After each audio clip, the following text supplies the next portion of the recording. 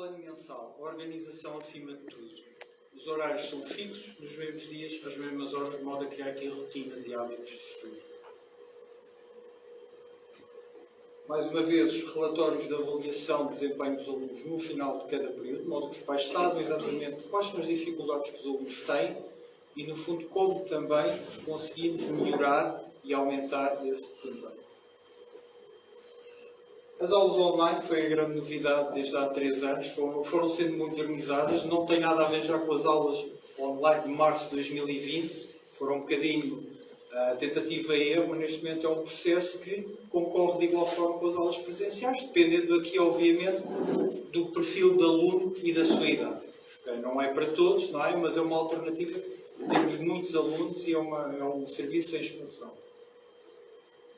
Para concluir, o objetivo da Escola Holanda é ser uma referência nacional de ciência e educação, prosseguir sempre a sua expansão em franchising, como marca que é, e expandir o regime online em Portugal e no estrangeiro e ser a melhor marca nacional em serviço de educação. No fundo, este é o nosso signo. Com 18 anos de experiência, já nos passou quase uma geração inteira e tudo mudou e permite-nos também falar aqui com alguma história, porque é tudo muito diferente desde 2004, quando iniciei este projeto.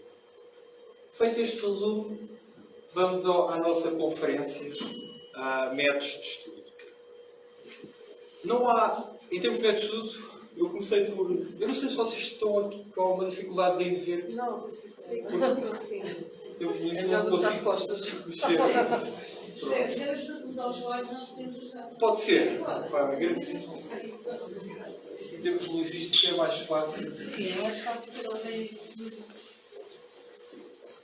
Não existem fórmulas mágicas. Há um bocado, numa sociedade que nós vivemos, uma sociedade imediatista, toda a gente quer algo rápido e de uma forma eficaz. Mas na educação não existe. Isto leva tempo, tem que haver método e organização. Por isso, foram criadas estas ideias-chave que são importantes neste método. A capacidade de trabalho, a organização e a resiliência são premissas fundamentais. Pode ser divertido, mas também existe sacrifício. A tecnologia é um caminho, mas não é objetivo. Toda a gente fala de tecnologia, pode ser um ótimo caminho para conseguirmos atingir um fim, mas ela não resolve qualquer problema em qualquer momento. Existirão sempre disciplinas mais ou menos estimulantes. Ouvimos perfeitamente, há alunos que gostam mais de umas disciplinas, gostam menos de outras. É a vida. Ou seja, aquelas que se gosta menos, tem que se trabalhar mais para conseguir atingir os objetivos. E este é um ponto que também marca a nossa conferência, definir objetivos realistas e elogiar a evolução das aprendizagens, por mais pequenas que sejam. Okay? Estas ideias base vão servir de mote a todo o nosso método. Depois vai haver um ponto também para alguma interação e dúvidas que queiram colocar. Por isso vamos avançar. Começamos pelo local de estudo. O local onde os alunos preparam e devem fazer o seu estudo. Este deve ser, não ter ruído, ser bem iluminado, arrumado, confortável e agradável, espaçoso e livre de distrações. Televisão e telemóvel. A televisão já não é muito usada, mas o telemóvel sim.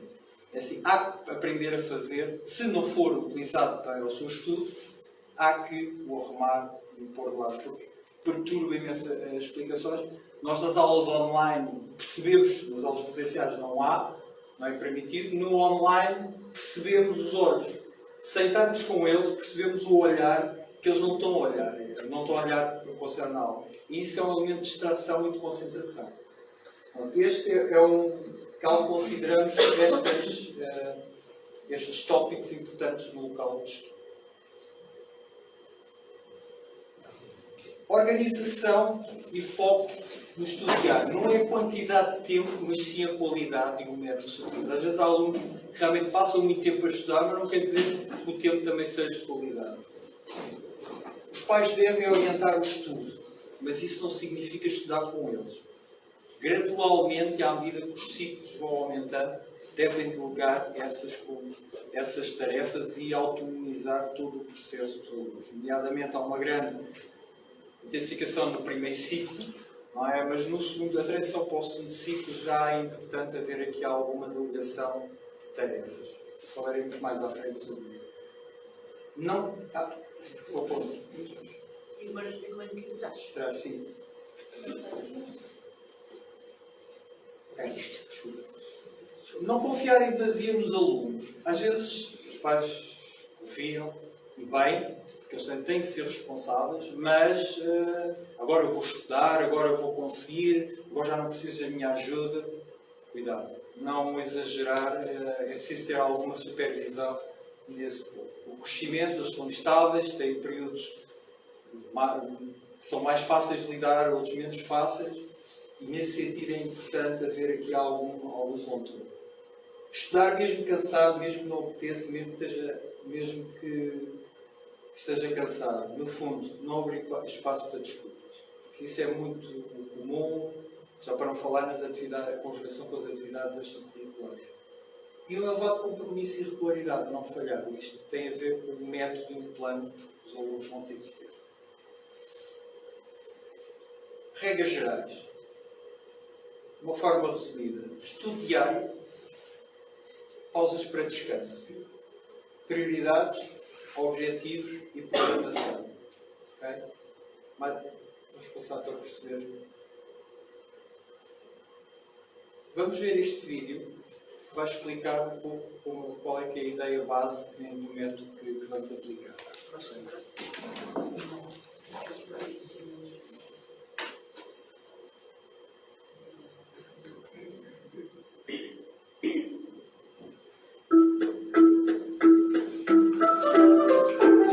Estudas muito nas temos brancas e quando sais do teste já não te lembras de nada?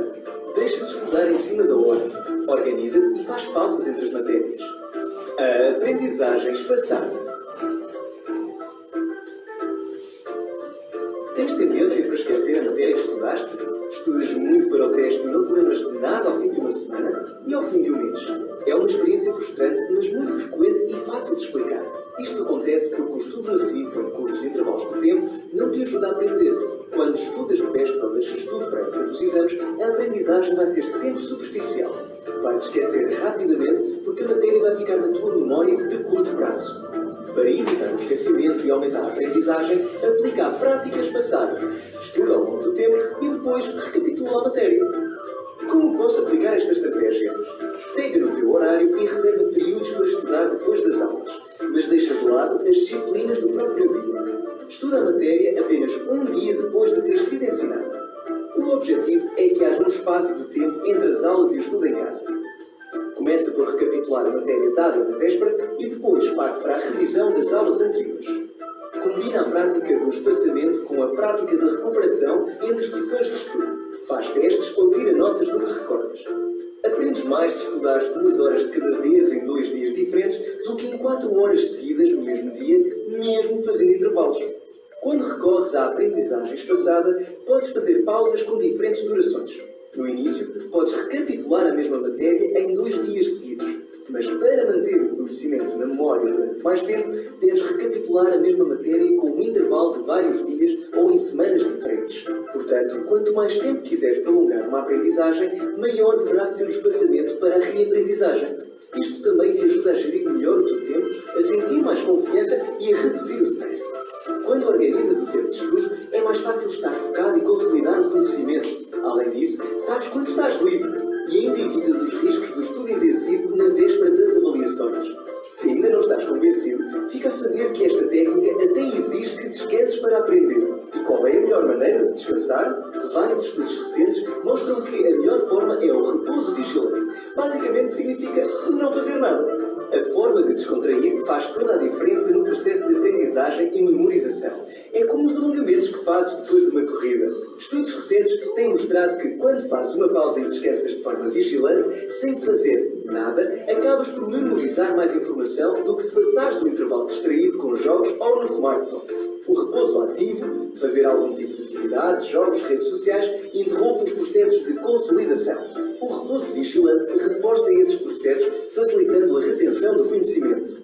Lembra-te sempre, o espaçamento implica fazer pausas entre períodos de estudo e recapitular a matéria ao longo do tempo. Para aprender e memorizar bem, o modo como estudas faz toda a diferença. Pequenas mudanças, grandes resultados.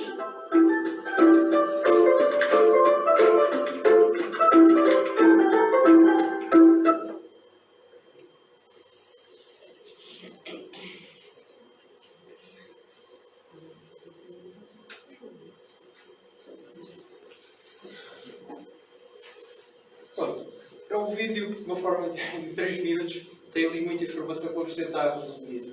Ou seja, não estudar nunca na véspera, porque é muito superficial toda a consolidação de conhecimentos que é feita. No fundo é a memória de curto prazo. No fundo, para evitar os esquecimentos, estudar ao longo do tempo e recapitular toda a matéria. Isto é importante. Às vezes, isto acontece nas explicações, que as pessoas às vezes dizem: não, vamos estudar 2, 3 horas. Não serve de nada. A partir de X tempo, aumenta hora e meia, no máximo, o aluno começa a desconcentrar e já lá não fica nada. Não vale a pena 2, 3 horas seguidas, é impossível. 2 horas também, mais vale uma mais uma do que 2 seguidas. Isso é, ou seja, tudo na véspera. Eu não sou muito contra o estudo na véspera, porque o estudo na véspera tem um fator mais psicológico do que outra coisa. O estudo é algo contínuo. No fundo, como eu tinha falado, é um processo contínuo. Entre as sessões, fazer um intervalo de 5 minutos, como tinha dito no vídeo, ou seja, sem jogos, sem descansar mesmo para consolidar também toda a aprendizagem. E fazer isso de forma de 50 em 50 minutos no máximo. Estudar, em primeiro lugar, as disciplinas que os alunos têm maiores dificuldades, porque as primeiras é quando nós temos maior energia e temos maior concentração.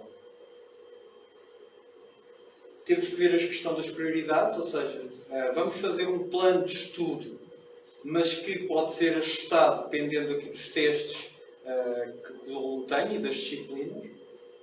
E também, durante o período de férias, é importante não parar totalmente. Pode-se abrandar, mas não parar. Sabe-se perfeitamente que, normalmente, nas férias do verão, os alunos, quando regressam em outubro, os resultados da avaliação são os piores que possam ter. Porque houve uma paragem de 3 meses total e tudo se esqueceu. Ou seja, nas férias do verão, claro, não é de continuar a estudar, mas na Páscoa e Natal, manter ali alguma regularidade no estudo. Agora, mesmo com a avaliação por semestre, tudo mudou um bocadinho, ficou mais reduzido, mas manter algum estudo. A ideia é a seguinte: fazer um horário de estudo, estudar pela ordem certa e, no fundo, descansar. Ou seja, são 3 tópicos que saíram no filme que são importantes. Okay? Este, no fundo, foi uma... tem vários vídeos, é muito interessante a iniciativa educação.org, se vocês quiserem depois conhecer. Fala de várias temáticas de educação de uma forma bastante assertiva e que nós usamos muito como nós. Tem vários métodos, mas eu acho que este é o melhor. É fundamental criar um plano de estudo. Mas o que é um plano de estudo? Primeiro, identificar as disciplinas que devem ser estudadas em cada dia. Nós, como os alunos da Explicolândia, fazemos, quando os alunos passam do 4º para o 5º ano, em que é necessário uma maior organização, ajudar os pais a fazer este plano de estudo. E passa pelo seguinte: imagina, se o aluno tiver, durante a tarde, tiver uma tarde livre, faça um estudo de 2 disciplinas. Se tiver uma tarde mais preenchida com uma disciplina. E é perfeitamente possível fazer isso de uma forma organizada ao longo da semana. Compatibilização com as atividades extracurriculares, fundamental. E este trabalho tem por base a relação de TPCs, exercícios manuais escolares, livros de atividades ou fichas de trabalho. Este é um exemplo de um plano de estudo autónomo que compatibiliza explicações com o estudo das disciplinas e atividades extracurriculares.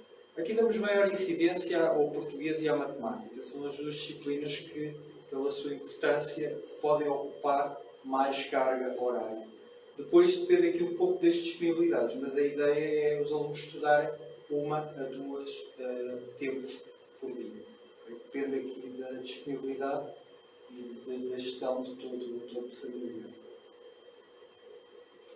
Importante o mapeamento dos testes. Ou seja, os professores fornecem isso normalmente no início do ano letivo. Nós na Escola temos o nosso próprio. Os alunos marcarem as datas dos testes. Ou ter isto no dossiê no início, que é para poder organizar também o plano de estudo e não haver esquecimentos. Porque muitas vezes eles apontam no caderno, ou no caderno ou em cada parte do dossiê, mas é importante ter essa informação de uma forma global.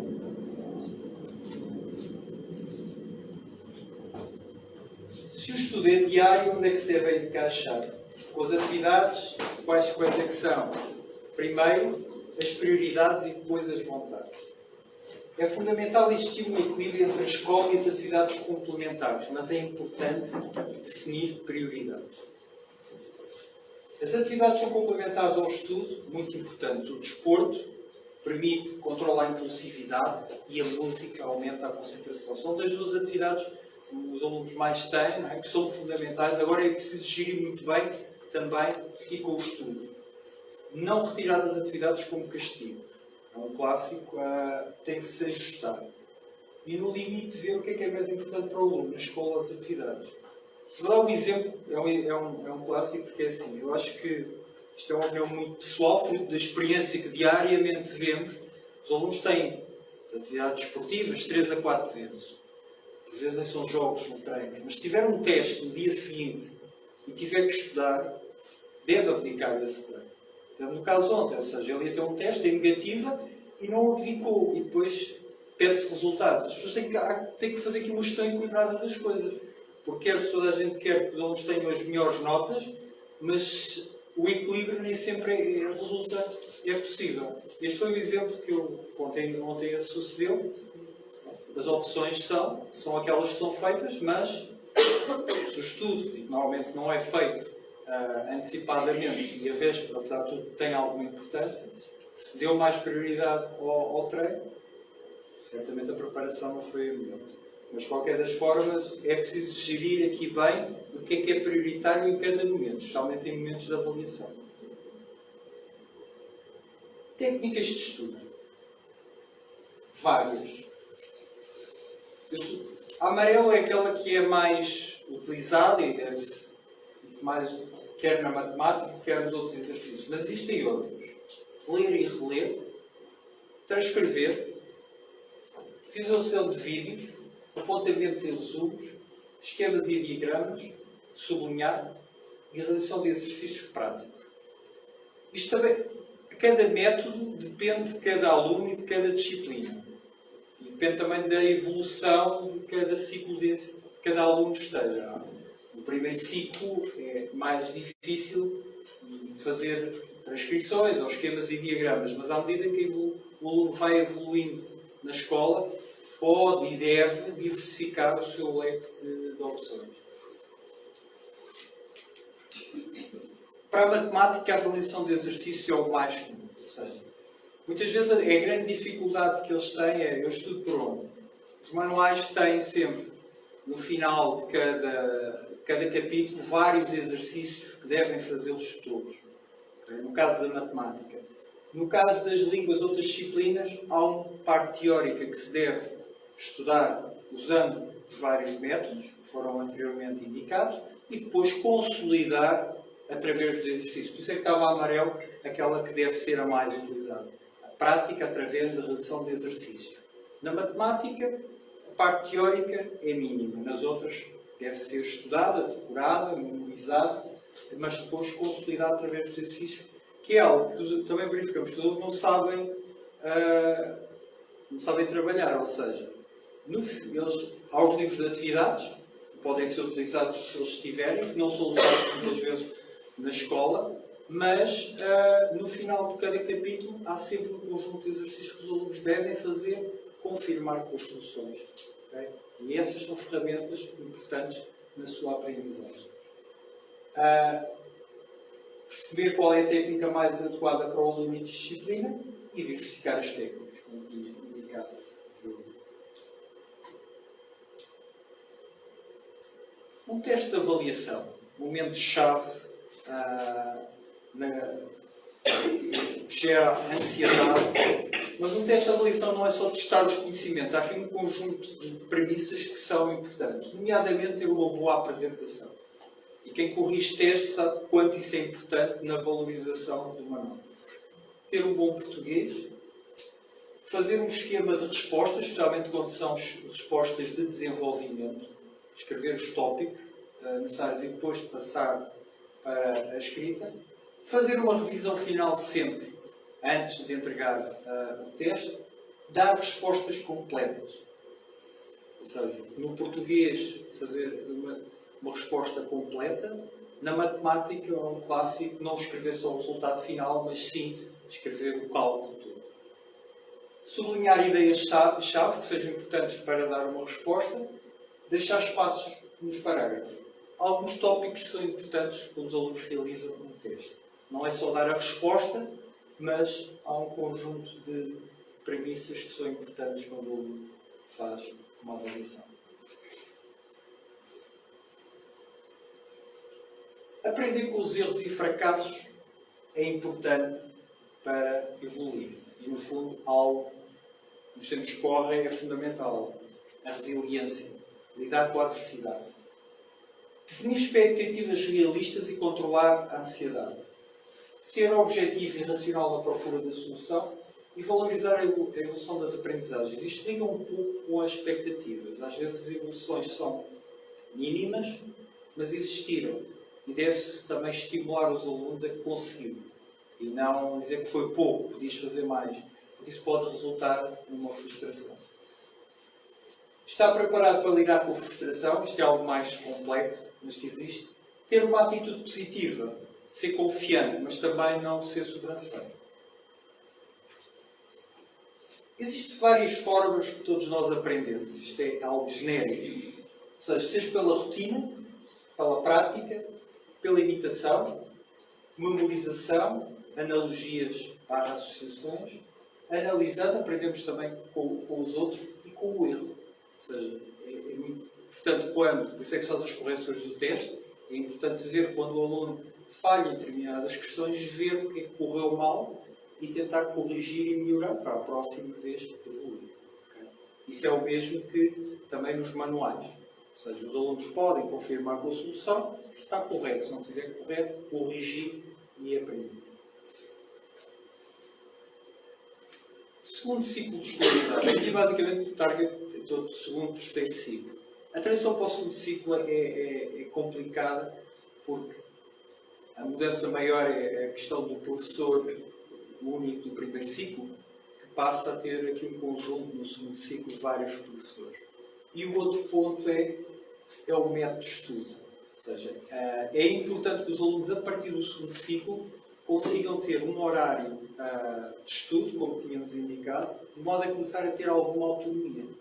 Ou seja, eles começam a ter, enquanto no primeiro ciclo saem todos, por regra, às 5h30, e o horário está muito compartimentado, eles ali ficam com tardes livres, e é importante também que aproveitar o tempo nessas tardes. E daí a importância de ter um horário de estudo e que os pais gradualmente comecem a responsabilizar os alunos e, no fundo, a dar-lhe essas tarefas. E depois apenas supervisionar e confirmar que eles fizeram. A estratégia de estar com eles sentado, cada aluno é o aluno, mas gradualmente é importante delegar, porque no limite isso cria uma dependência grande. Os alunos muitas vezes habituam-se e ficam à espera que os pais cheguem do trabalho para estudar com eles, e isso não é uma estratégia que a prazo possa funcionar. Ou seja, por isso, quanto mais cedo eles gradualmente forem autónomos, tendo mais ou menos dificuldades, fazendo o caminho deles, é muito importante nas aprendizagens e no método que eles vão ter que ter. Nesse sentido, para o terceiro ciclo, eles já têm que ter pelo menos este mecanismo interiorizado. Porquê? O terceiro ciclo entra uma fase da adolescência que é sempre complicado. E quem trabalha na escola e com alunos adolescentes sabe que são os anos piores. Tem menos tempo. E então esta mistura destes dois, que tem uma carga horária maior e o tempo de estudo é reduzido, e se estas coisas não estiverem bem oleadas, é extremamente complicado conseguir criar aqui rotinas. Por isso o segundo ciclo, por isso é que antigamente também se falava que o ciclo preparatório, era de preparação, e esse ciclo é fundamental em aquisição, porque eles também são mais fáceis ainda de lidar, e isso é importante na transição que é feita depois para o terceiro ciclo. O aluno deve-se assumir como principal interveniente do processo educativo, eu quero, eu consigo, porque o sucesso e o alcance deste método só dependerá, essencialmente, do aluno. Os pais devem valorizar os progressos, iniciando o reforço positivo, a gestão correta de expectativas. A comunicação e o interesse deve ser global e não apenas no resultado das avaliações. Que isso às vezes é um bocadinho perverso, porque as avaliações pode haver vários fatores que levam o aluno, apesar de tudo, se calhar até trabalhou mais que no teste anterior e não teve uma nota que era expectável. Deve-se avaliar a evolução do aluno de uma forma global, num espaço de tempo relativamente grande e não apenas num ou dois testes.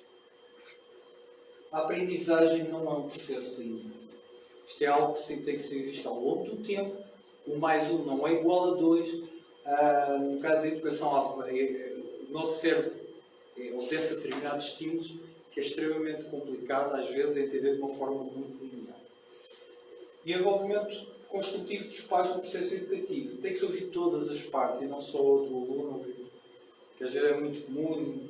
Vivemos tempos um pouco estranhos nesse aspecto.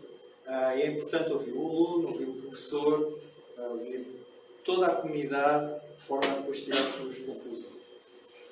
Tecnologia. Há ferramentas fantásticas que permitem que os alunos aderem bastante bem, nomeadamente a escola virtual, que é uma ferramenta muito importante para os alunos aprenderem, que não deve excluir as outras. Nem sempre são complementares, mas que funcionam muito bem em termos de vídeos e que eu deixo a sugestão para os alunos treinarem. Não sei se os pais usam a escola virtual relativamente, mas é uma das melhores ferramentas que temos para os alunos treinarem, usando a tecnologia para um fim importante. Depois há a Khan Academy, com vídeos também, normalmente na matemática, e a tecnologia pode servir para pesquisar temas. Tem a Bíblia, antigamente nós tínhamos que ir à biblioteca, não é? Agora é algo que pode ser feito de outra forma, mas tem o Google, que pode ser utilizado para milhentas pesquisas, desde que devidamente também adaptadas, não fazer o copy e paste. Vídeos motivacionais e educativos.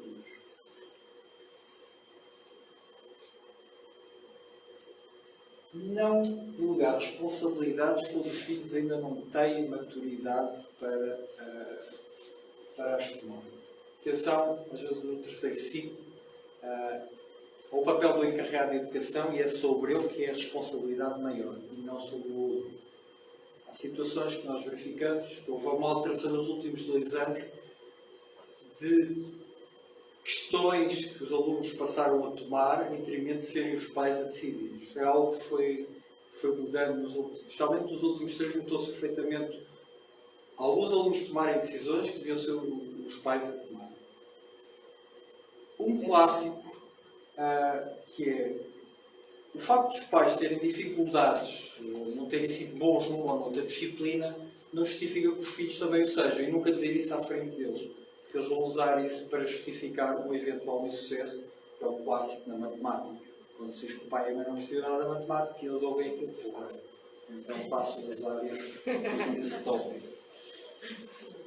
Não procurar responsáveis pelo eventual insucesso do aluno. Ou seja, é importante ouvir todas as partes. É muito fácil culpabilizar a mãe, o pai, o professor, o barulho. É muito fácil.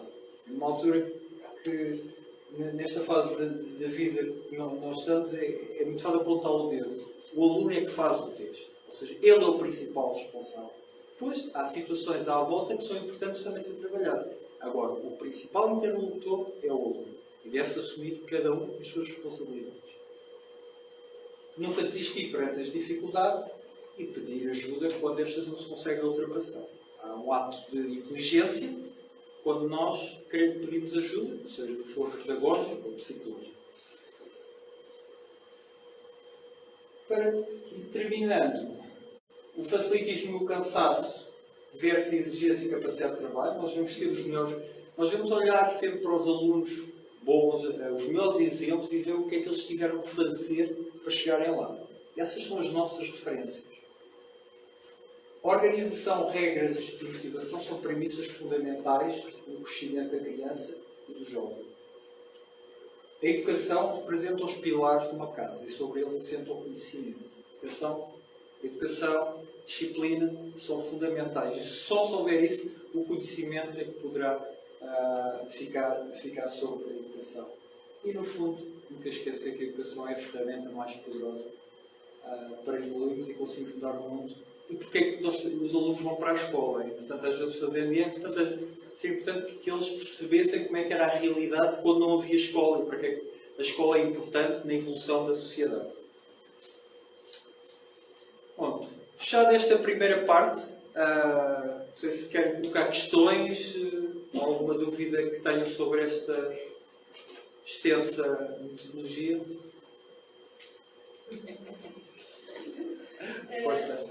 Já como é que se chama? Maria da Luz. Maria. Quando fala na apresentação dos textos, há ali uma parte em que diz as respostas dos parágrafos, sublinhar. Ali é no fundo para identificar alguns Sublinhar pontos. não é no sentido literal. Não, Pronto. não. No fundo é para destacar algo que se pretenda, porque imagina um texto, não é? Ou seja, sublinhar aquilo que se pretende depois para as respostas. Mas isso é difícil de eles perceberem. Eu noto, eu acho que é um bocadinho geral, que eles não têm métodos de estudo. Há muita coisa que não pouca tinha feita. E então a dificuldade de fazerem resumos Sim. é muito grande separar o que é importante e não é. E todos nós aqui estamos que apanhámos 2 anos de pandemia, que não é desculpa. Não é Sim, desculpa, já lá vai. Mas a nível de métodos de trabalho é um bocadinho difícil. Temos a questão dos horários. Enquanto no primeiro ciclo os alunos começam todas as aulas de manhã, não sei, nas outras escolas, mas nos agrupamentos onde é que têm estado, aqui na EB23 nós temos o 5º, o 7º e o 9º ano no período da manhã, e o 6º e o 8º no período da tarde. Eu tenho uma filha que está na adolescência, que está no 8º ano e que entra da parte da tarde, não é? Que é complicado. Que é complicado. O meu tem o 8º ano ainda de manhã. No 8º? Sim. Todos os dias? Sim. É do ensino articulado. Todas as aulas eles têm, exceto às quartas-feiras, têm mais cedo, deve ter 2 manhãs livres. Tenho 2 tardes livres. E é do 8º ano? É. Ou seja, é do ensino articulado? Não. O que quer dizer com isso? Não é articulado, só 4 minutos, não há ensino articulado. Mas tem 4 meses do ensino articulado? O meu Não não é é. o ano 5. É o Sim, primeiro pronto. ano que existiu. Sim. Não há- Tem a ver com essa situação. Nesta escola, o que acontece é que as turmas 5º, 7º e 9º são de manhã, 6º e 8º são de tarde. Existem turmas que têm ensino articulado, que Sim. têm. Pronto, é essa questão. Quando é de manhã. Sim, eu sei. Sim. Só que tem a ver com quem estuda música, Sei. engenharia de teatro, no conservatório de Lourdes. Dolores, não é? Sim, a minha filha conhece essa realidade e é muito importante a questão do horário. Porque quando eles são de tarde, Os alunos são. é muito importante. É assim, amanhã, se não houver tudo devidamente organizado, amanhã vai-se. E não é às 6h30, depois eu estou com o ensino articulado, tem uma carga horária brutal. E quando no terceiro ciclo, o mais importante é, lá está, ter hábitos de estudo e um horário feito. Eu acho que isso, de uma forma muito simples, e eles habituam-se a saber que à segunda-feira tem aquela disciplina, à terça, à quarta. Claro que este plano é reajustado quando há testes. Mas, em regra, eles habituam-se e funcionam bem. Agora têm que ter um horário feito na cabeceira e os pais, era importante que, para ajudar, fizessem esse horário para eles ajudar a ter esse método. Uma questão. Sim, diga. Essa de estudar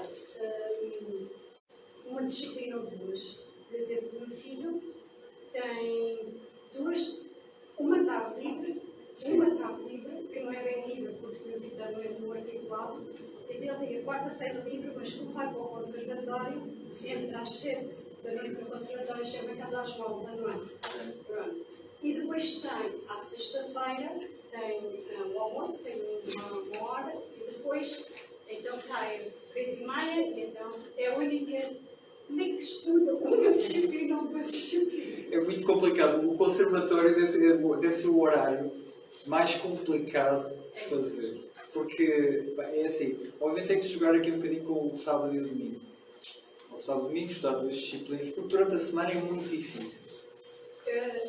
Todas E ainda por cima, desculpa, o terceiro ciclo tem mais disciplinas do que tinha, não é? Agora, pelo menos durante a semana, ter horário para estudar 50 minutos uma das disciplinas. Agora, é importante ter, ou seja, aproveitar de manhã, que às vezes não é preciso o fim de semana. Ou seja, 2 horas de estudo, desde que faça um bocadinho dos exercícios que foram dados durante a semana.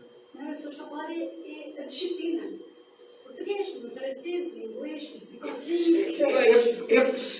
Pronto, depende. À quarta é esse dia para esquecer, não é? Há dias que não pode não, ter. os dias não têm aulas. Os outros dias tem que ser ao final do dia. Pronto. Uma disciplina, uma. Ele tem uma tarde livre, digamos assim, porque ele prevê para o conservatório, mas tem aula porque descartei o transporte, porque os transportes me chegam às 2, não é? Eu pensei que tenho aula de instrumento às 7 da noite, que ele fica no conservatório das 2 às 7 a fazer.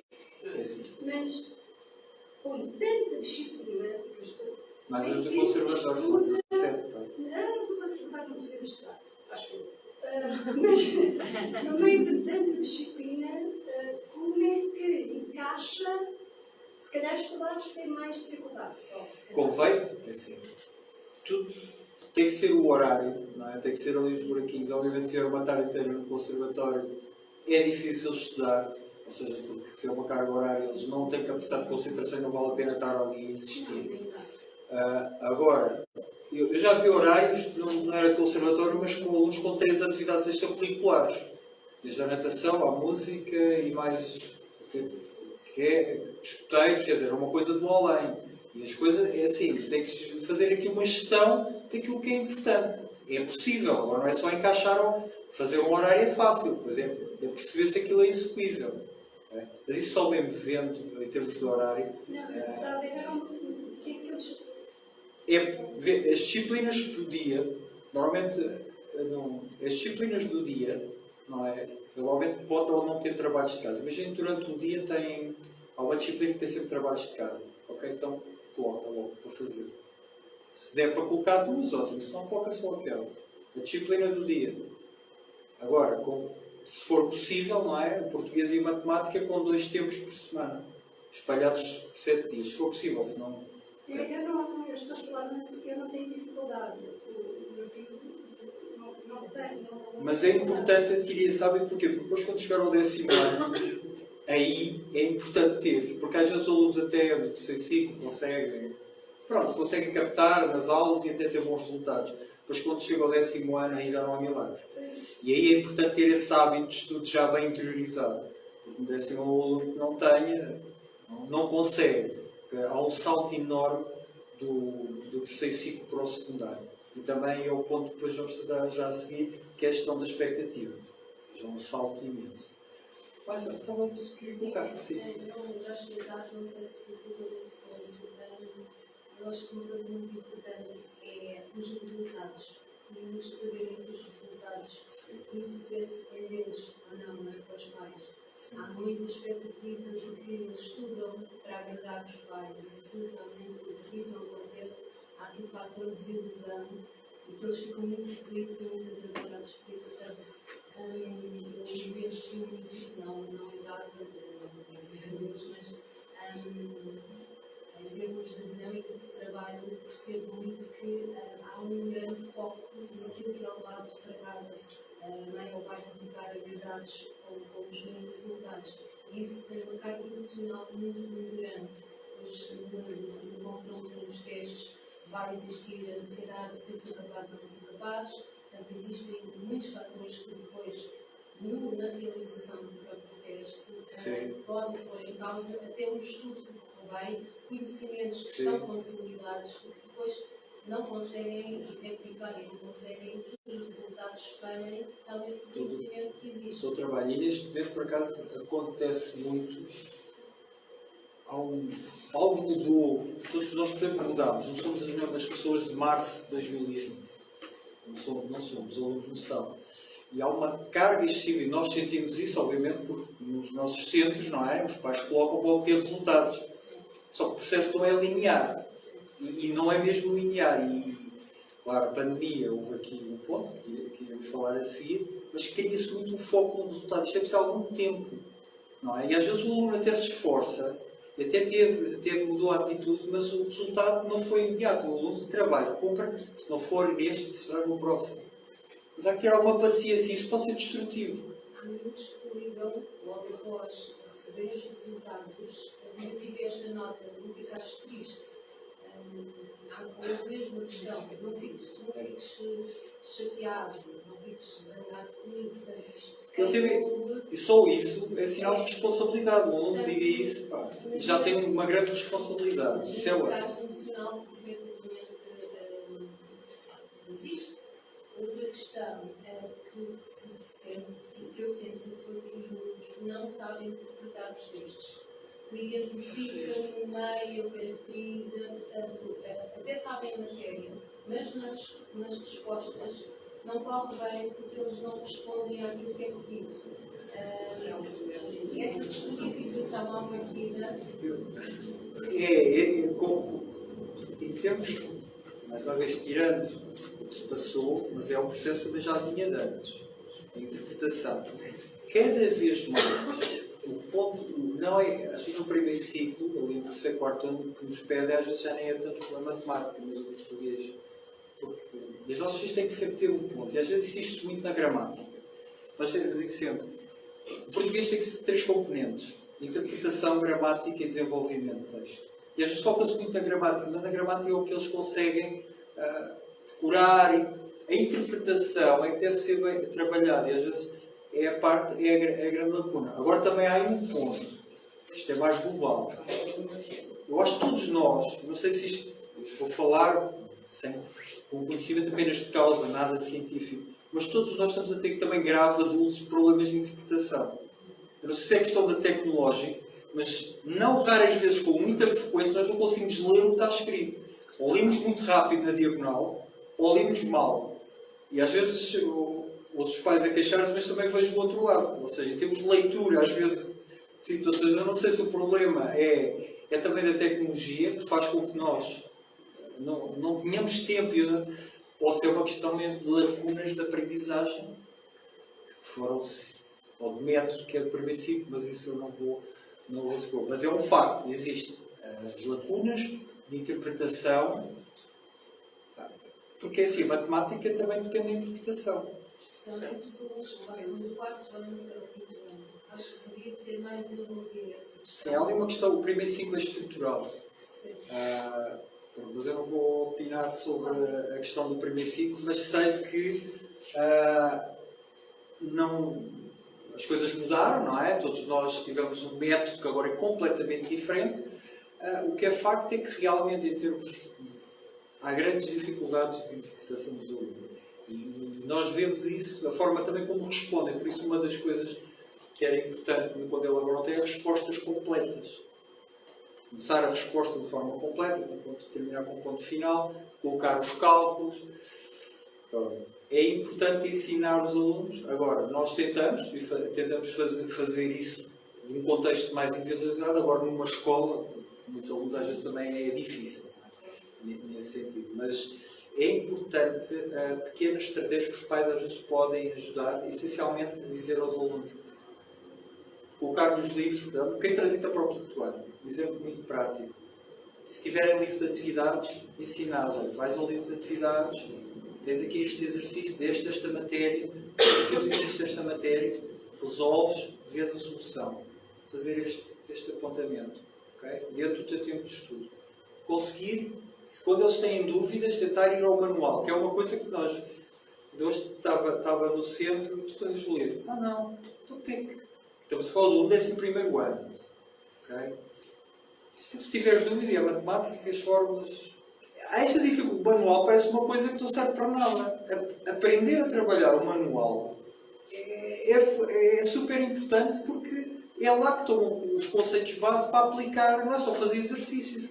O aluno não consegue fazer isso, tem que ir. E esta ligação teórico-prático não é feita. Ou seja, e é importante ser trabalhar e ensinar o aluno a ir ao manual, ver o conceito teórico e aplicar e ver a solução.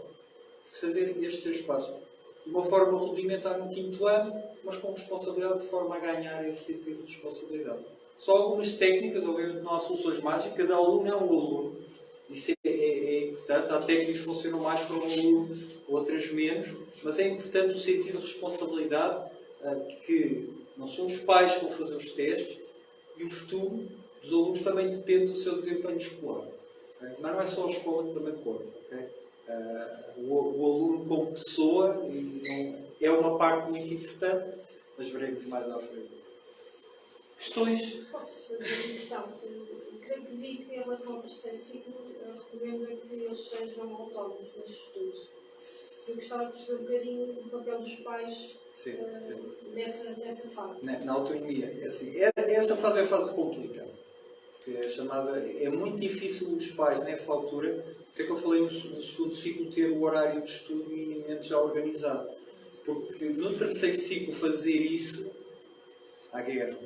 Em termos de, há conflito permanente, porque é a idade em que eles já estão completamente a questionar e porque é que eu tenho que fazer isto. É muito difícil. Agora,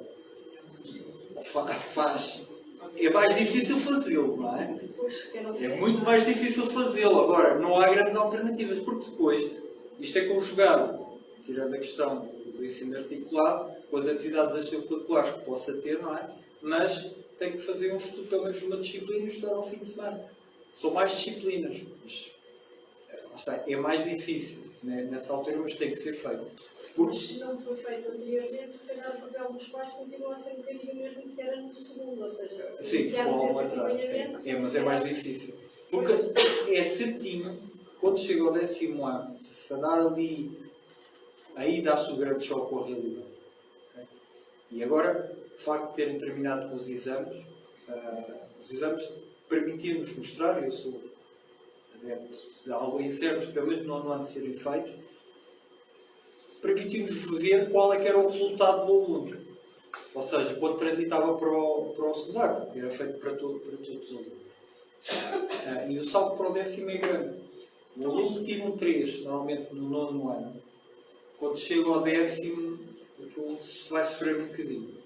Se vais conseguir tirar um 10, a matemática é fácil, dessas disciplinas, em como o conhecimento é acumulativo, não é compartimentado como noutras disciplinas, não é? Se as coisas não ficarem bem consolidadas no 7º e 8º, quando chega ao 10º a coisa já não funciona. E então, ou seja, por isso é que eu falo muito na matemática. Mas o seu trabalho é mais difícil agora, mas não desista, porque ele vai perceber isso, não é? É um trabalho, como digo, são meus pais. É um ano difícil, normalmente se é o 8º, Foi 7º. 7º. O 7º é o início, 7º e 8º. Normalmente eu digo aos pais, não desanimem, mas o 7º e 8º são anos bastante que exigem muito dos pais na parte educativa. Já estamos a falar da parte da aprendizagem. Na parte educativa, das regras, porque é difícil. Agora, um plano de estudo para ele fazer é importante. O 7º ano ainda é possível. Okay? O 8º é complicado. Não melhora nada. Não. Pois, há pais que dizem, estavas a dizer, mas é a realidade. Às vezes, não é que a realidade é esta, depois também depende da aluna. Há alunos que a travessia na adolescência é mais suave, outros menos suave, não é? Mas globalmente, quem está na escola, massivo, com turmas do 8º ano, sabe perfeitamente do que é que se trata. Normalmente são as pessoas então, acho que há uma mãe que queria... Pai. É muito diferente. Disse há pouco que há decisões que estão a ser passadas para as crianças e não teriam. Gostava só de ter alguns exemplos. Era isso que eu queria. Há um exemplo para mim que é... Quando se decide, por exemplo, a marcação de uma aula, uma explicação, é uma decisão que nós contactamos um pai ou uma mãe. Não é uma decisão que depois vai falar com o aluno e ver se ele quer ter ou não ter. Isto nos últimos 2 anos, começámos a restar. Eu vou falar com ele. Eu não quis identificar na altura, mas é algo, há decisões, por isso é que é o papel do encarregado de educação. O encarregado de educação, senão era o aluno que tratava das coisas e não era preciso o encarregado de educação assinar. Quando a figura do encarregado de educação, não é ele que é o responsável, porquê? Porque tem maturidade, só a partir de que tem decisões. Quando nós, muito regularmente, ouvimos isto com alguma naturalidade. É dizer, se o aluno quer ter explicação, isto depois, obviamente, estende-se a outras questões. Pode estender a outras questões. Mas para mim, quer dizer, obviamente, sim, claro, ele está no processo, não é outro, porque por norma, obviamente... Tem que querer, não é? No princípio. Pois! Isso pode ser uma situação diferente para alguns que vivem. Em vez de estar a dizer que não quero, vai dizer, por exemplo, vou falar com ele, mas agora não vou, porque depois que está mais à altura. É uma forma de tornar a coisa, por exemplo. Na nossa área não, porque é indiferente, faz como o pacote e não é, eu percebo, mas não se aplica à questão. Aquilo está. Isso era legítimo, do ponto de vista comercial. Não respondem. Mas outro tipo de exemplo, só para ficar com dois e avançar. Não, este é aquele que mais é comum, ou seja, dá-se muita importância, basicamente, ao que os alunos dizem. Às vezes acontece, pode ser outro pormenor, às vezes situações de algumas que podem contar. Eu falei há pouco de ouvir todas as partes. Ou seja, é preciso ouvir todas as partes e não só a versão do aluno. Ou seja, para ver, porque a versão diz que disse, às vezes pode ser mal interpretado e gerar más, e quem está na escola sabe que aconteceu com uma facilidade tremenda. Ouvir todas as partes antes de tomar uma decisão. Okay? Porque eles obviamente terão as suas razões, mas também há o outro lado, há que sempre ouvir ambas as partes. Mas convence-se das aulas, é aquela que extravasando também para outro tipo de situações que certamente ocorrem. É assim, os pais estão a encarregar de educação, ligamos para eles, e também outra particularidade.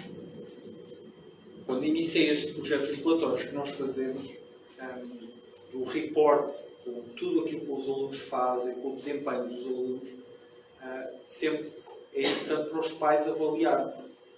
E é expectável, eu sei que é complicado, mas antigamente era mais fácil essa comunicação e atuação. E quando falávamos com os pais e dizíamos, olha, o aluno não está a ter um comportamento, não está a ter um empenho, ou seja, havia uma proatividade maior. Neste momento é mais difícil, os pais, é mais difícil educar. Os pais dizem, não sei o que é que é de fazer.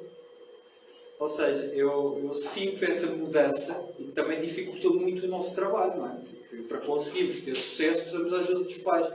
Se os pais não conseguem atuar perante os seus filhos, é muito complicado nós também, num contexto de uma explicação, não é?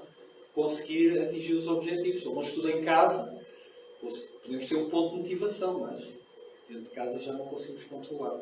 Houve grandes alterações nesse aspecto. Estas duas são aquelas que são mais sintomáticas, relativamente desde 2006, que havia-se essa reação. Neste momento que é mais difícil. Os pais veem-se muitas vezes impotentes porque não sabem o que é que vão fazer com eles. Ficou? Mais questões? Ao contrário da mãe, que eu não sei a que antes é que estava a referir no quinto e no nono ano. No meu caso, no 8º ano, enquanto representante dos pais na reunião intercalar que houve em novembro, foi-nos dito pela diretora de turma e pelos professores que estavam no conselho de turma a falta de expectativas dos alunos, expectativas muito baixas. Não se preocuparem, não procurarem a excelência, não se querem alunos obcecados, excelentes e por muito bons, mas alunos que ficaram muito satisfeitos. Tive suficientemente, já dá para passar. Sim. E que é muito generalizado. Eu não falo, no meu caso, que a minha filha tem até à data tem tido umas notas, tem boas notas, só que a maioria dos alunos, só a partir do 10º ano, é que as notas contam. Sim. Há uns que têm essas expectativas que só a partir do 10º ano é que, o pensamento só a partir do 10º ano é que vale a pena estudar, porque aí é que falta a média. Estas notas não contam para nada.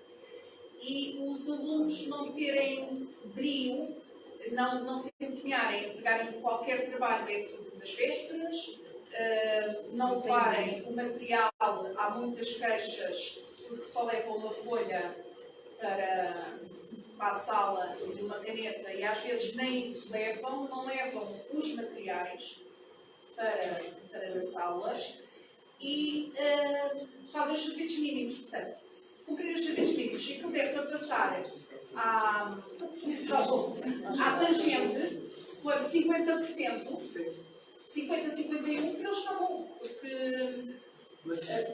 Eu não sei se há para. Como é que se consegue motivar Não, é assim. o aluno a ser melhor? Eu não sei até que ponto. Isto agora vou entrar aqui num domínio já. Só para terminar. Eu costumo dizer à minha filha: tu não tens que ser a melhor, tens que dar o teu melhor. É o lema que nós dizemos, ou seja, cada aluno, e vamos avançar já no próximo, podemos avançar. Mas eu queria deixar, às vezes os alunos também são todos o resultado de um modelo educacional. Okay? Às vezes, eu não sei até que ponto, e não vou, sabe, porque isso era outra discussão, falta de brio, falta de exigência, são factos. Isso tem a ver também com estratégias que são utilizadas, os alunos, vamos ser sensatos. Os alunos todos passam, de regra geral, também. Exatamente. O problema começa mesmo nisso.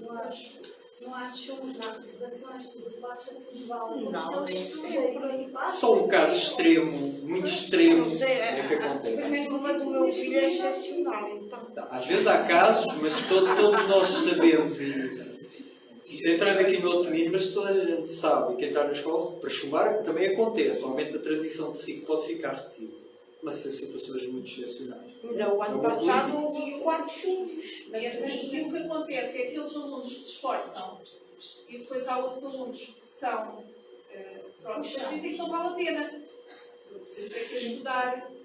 Mas isto Eu digo que tens que estudar porque era tens que bom, lugar. era bom essa percepção que existe, é que as notas contam, que a situação também conta, que as notas não contam, elas podem não contar de uma forma aritmética, mas a consolidação está feita. Não é possível um aluno, como já ouvi, que andou a tirar 3 a matemática e depois chegou ao 10º, não, agora vai estudar muito para isto para medicina. Isso não funciona. Mas às vezes, agora vai estudar muito. Isso não funciona, as coisas não mudam de um dia para o outro, isto é um processo gradual. Isto tem a ver com o ponto da definição de objetivos realistas, que depois cria uma frustração imensa dos alunos que pensam, não vou conseguir. Isto começa logo desde o primeiro ciclo. O primeiro ciclo é fundamental. Vai-se trilhando. Ali depois a adolescência há ali um turbilhão, depois as coisas acalmam ali no 10º, começa a acalmar, e no 12º ano os alunos já estão mais... A questão da área é diferente, mas já estão com as ideias mais ou menos assentes. Okay? Mas isso prende-se muito, tudo conta. Deve ser avaliado todo o percurso escolar do aluno, desde o seu início, foco excessivo nos resultados em detrimento da evolução das aprendizagens. Pequenas evoluções, não pode ser destrutivo, não. Às vezes ouve-se dizer, não, podias fazer mais. O aluno até se esforçou, conseguiu um bocadinho mais, pode fazer mais. Ok. Nós temos que perceber até que ponto podemos esticar a corda, senão ela parte. E às vezes há... E se ele não se esforçar? Isso é diferente. Não, eu estou a falar quando, no lado positivo, quando há esforço, quando se vê. Agora, quando não, aí tem que cumprir. Isso é diferente de eu falar de casos de alunos, como era um caso que se coloca mesmo fasquias muito altas e eles até têm de telefonar. E são casos que devem ser tratados de uma forma. Agora, quem não trabalha é outra situação. A consolidação das aprendizagens e a evolução do aluno é um processo complexo e tudo tem o seu tempo. Isso não pode ser medido num teste, num mês, ou seja, deve ser avaliado pelo menos num ano escolar. O mais 1 não é igual a 2. Nos Papalândia dizemos, às vezes há a tentação de pôr mais aulas, mas não é isso que funciona. Os alunos têm um tempo de aprendizagem. E às vezes pensa-se que se compra, pode-se ajuda. Não vou dizer que não ajuda. Mas não é exponencial. Chega-se a um momento que o aluno já não atinge mais. Okay? Pode haver um impacto inicial no início, através desse estímulo, mas depois não é por continuar a fazer esse somatório que as coisas vão aumentar. Existe uma maior intolerância ao eventual insucesso. As pessoas lidam-se cada vez menos com o insucesso, cada vez mais os alunos, e vemos situações ataques de pânico, este último ano, isso também foi tudo o que se passou nos 2 últimos anos, tem sido, ou temos alunos completamente desinteressados, ou alunos completamente em pânico, especialmente com a questão das médias no secundário. Okay? Já lá vamos. As expectativas devem ser proporcionais à capacidade de trabalho. Existe uma menor resiliência dos alunos e capacidade de dar boa formação. Cada um deve ser responsável. E essa aqui é uma frase célebre que é importante: se eu quero, eu consigo.